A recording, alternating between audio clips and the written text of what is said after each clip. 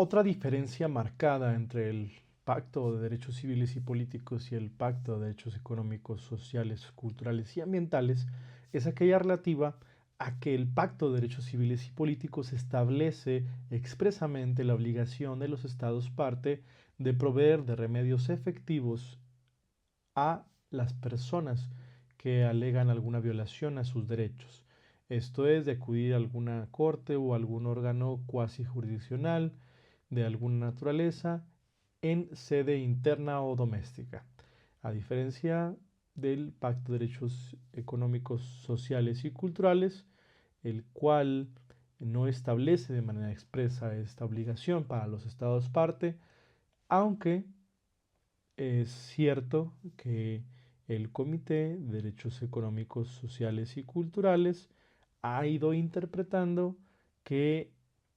también existe a la luz de este pacto la obligación de los estados de proveer de remedios efectivos a las víctimas, pero ha sido únicamente mediante la interpretación que hace el comité y no es algo que se encuentre de manera explícita en el texto en sí del pacto.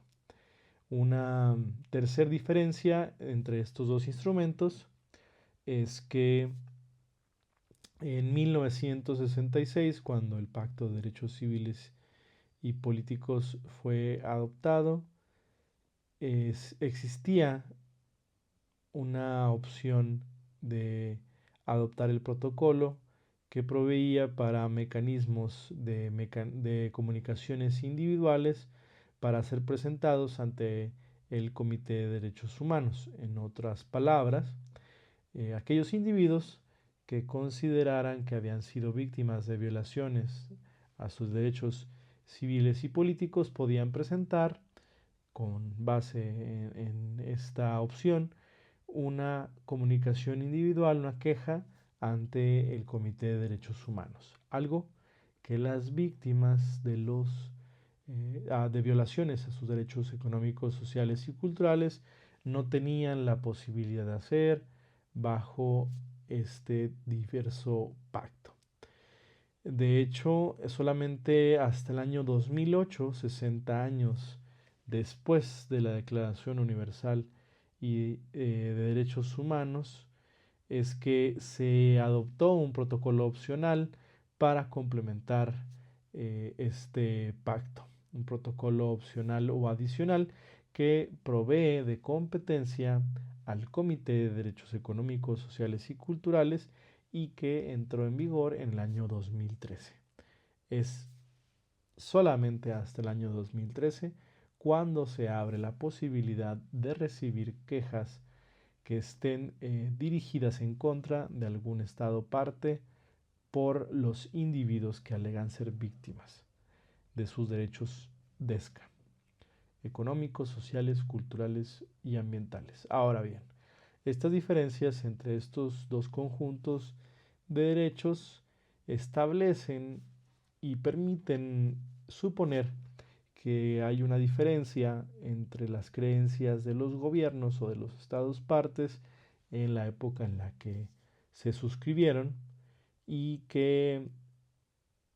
se reconoce una naturaleza distinta entre los derechos civiles y políticos que son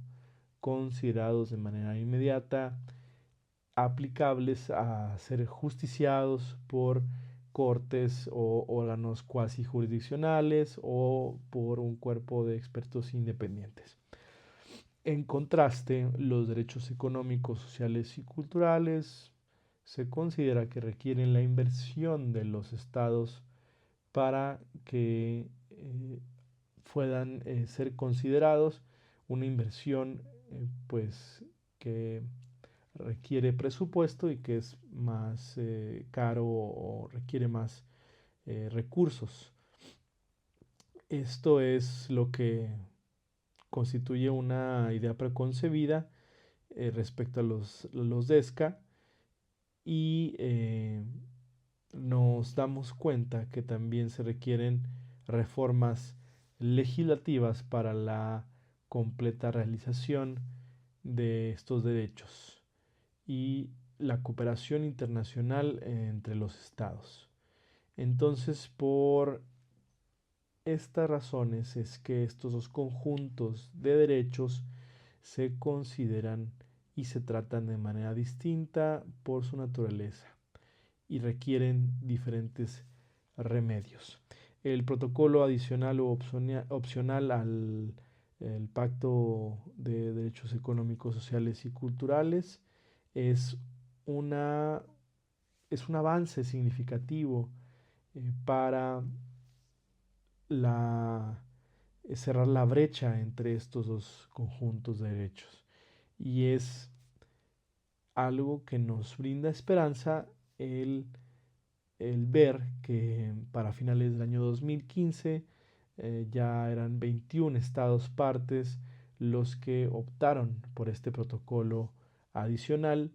Esperamos que muchos más países también adopten este protocolo. De hecho, 26 estados han firmado su adición al protocolo y en los próximos años la jurisprudencia del, eh, del que esté emanada del Comité de Derechos Económicos, Sociales y Culturales puede dar más contenido a los derechos que menciona el pacto. Las implicaciones de estos derechos en áreas como la salud, el derecho a tener una casa o un cobijo,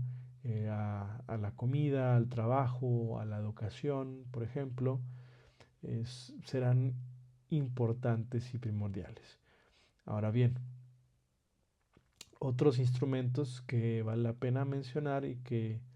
no los podremos ver a fondo, pero que se pueden dar algunos ejemplos,